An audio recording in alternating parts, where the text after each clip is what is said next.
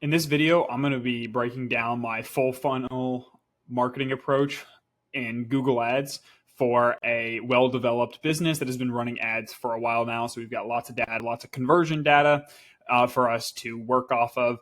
Another big part of this is that we have lots of lead and customer list data to work off of in order to build out some of these more AI-driven campaigns. So as you can see here, we've got our basic search campaign. This is obviously where every Google Ads account typically starts, is with a basic search campaign. And let's keep in mind that this is for lead gen. And so this search campaign is all about generating those high intent leads to come to the website in order for them to, high intent searches to come to the website in order to turn into leads. And then as we get enough leads and conversions into the account for us to optimize around a bid strategy type that is maximizing for conversions rather than clicks, then we can start moving into some of the other campaign types such as PMAX and demand gen. So this campaign is specifically broken down by three different categories, one being very top of the funnel. And that's what we are going after here in this demand gen campaign. In this demand gen campaign, we'll just jump into it real quick. So as we can see here, we've got two different ad groups. One is for retargeting. So this retargeting campaign will specifically be going after a customer list. As we can see here, this customer list, it won't be a customer list. It will actually be users of their website. So people that have come onto their website, but haven't done any conversion action. That's what we have excluded down here, is all of their leads. So these are people that came onto their website and ended up submitting their information. So this whole goal of this website this campaign is to get in front of people who have visited the website but haven't submitted their information. The lookalike audience, this one is, its goal is to go after people that are very similar to people who have visited our website and leads that have converted that are more near the top of the funnel, people that are just looking to get information on reverse mortgages. So that's what this demand gen campaign is targeting. Let's go back out to all of the campaigns. We'll scroll down and we'll look at, we're going to go through all the demand gen campaigns and we'll go through the PMAX. So what we have right here, this is a retargeting campaign. This one's a little bit simpler. We're not going to dive into it. Essentially, we're just trying to get back in front of leads that have already submitted their information to us, and we want to make sure that they continue to get a reverse mortgage with us. As you can see here, our budget is relatively low, and that's because we're in maximize clicks. You can see that our cost per click is relatively low as well. Sometimes even in certain accounts, you'll see cost per clicks as low as like 10 cents.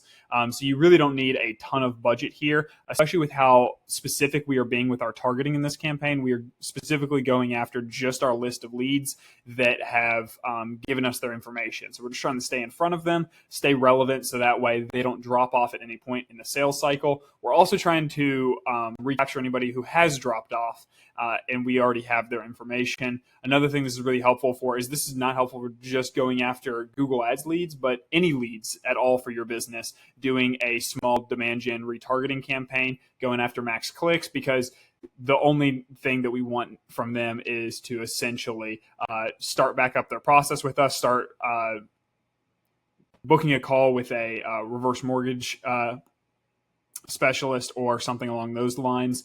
For this account, we don't necessarily care about getting their information again because we already have their information. The best thing that they can do is just continue along in the process. And so that is very hard to track as a conversion. And so essentially we want to increase brand awareness with this campaign. And then here we have our bottom of the funnel. This is a lookalike max conversions campaign. So we are going after people that have very similar search behavior to people who have already turned into customers or are very close to turning into customers. Because this has such a long sales cycle, it can sometimes take several months for someone to turn into a paying customer. We are going after people who are like 90% of the way done as well. But for a lot of businesses, you can just go after your current client list. You can upload that to Google, use it as a lookalike audience, and then run a demand gen campaign to get very cheap clicks. And so, in this case, we're not necessarily going after cheap clicks here. We're going after very valuable clicks. But the whole point of this demand gen campaign is to get to maximize for conversions. And so if we come over here and we look at what our campaign's results are actually getting, so this one is actually underperforming. And this kind of makes sense because we don't have a whole lot of specifics that we gave it outside of, hey, go after people that are very similar to the customers that have already signed up with us. This one, we don't expect to have any conversions because we aren't necessarily tracking them giving us their information or anything. This is just to recapture leads that we already had. That's why it's in max clicks. This one is also not performing super highly. And that's another thing to keep in mind with these demand gen campaigns. A lot of times you don't necessarily see the benefit directly from the campaign. You see it in the indirect benefit by the way your other campaigns that are more highly tuned in order to drive conversions perform. And so that's something that you'll see is that we have much lower cost per clicks, cost per conversions in PMAX, and also in search, we used to have actually a much higher cost per conversion.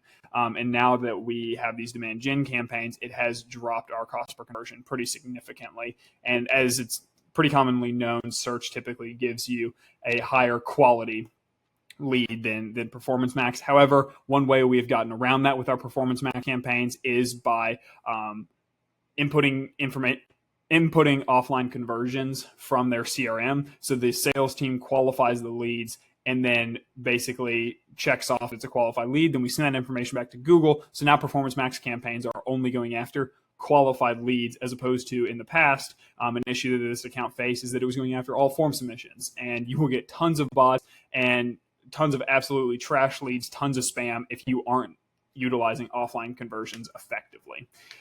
Another thing to keep in mind with these Performance Max campaigns is, and doesn't just work for Performance Max, it can also work for search. But once you get enough consistent conversions at a consistent cost per conversion, implementing target CPA is a great way to slowly drive down that cost per conversion. I've got a whole video on that. Feel free to go watch it. I won't dive too deep into it in this video. So continuing with our strategy here, we have two different Performance Max campaigns. One is our broad Performance Max campaign, and this one is going after more top of the funnel. Its audience signals are very specific to people who either don't know a ton about reverse mortgages or are just starting to research reverse mortgages.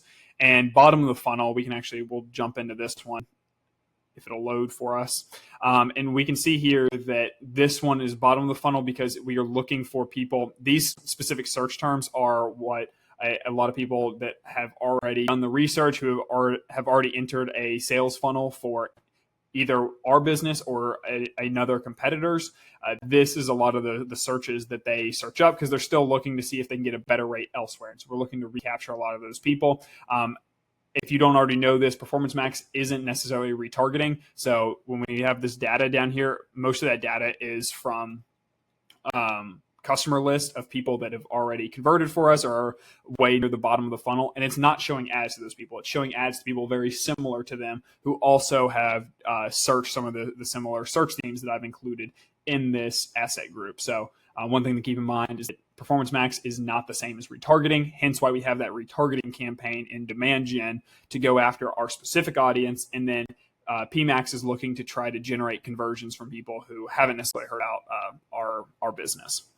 And like I mentioned, we also have that search campaign that we started with. And this is just one of the, I already mentioned it at the beginning, but it's pretty much just a staple in the Google Ads campaign is having a solid search campaign that will drive consistent conversions. You typically have a little bit more data to mess around with in order to see what's actually working, especially on the search term side of things. However, that's getting a lot better with Performance Max, and having a little bit more insight there has allowed Performance Max to perform quite a bit better. Another side note on Performance Max, make sure you always exclude your business name, so that way it's not just going after the really cheap, easy conversions from people who are already looking you up.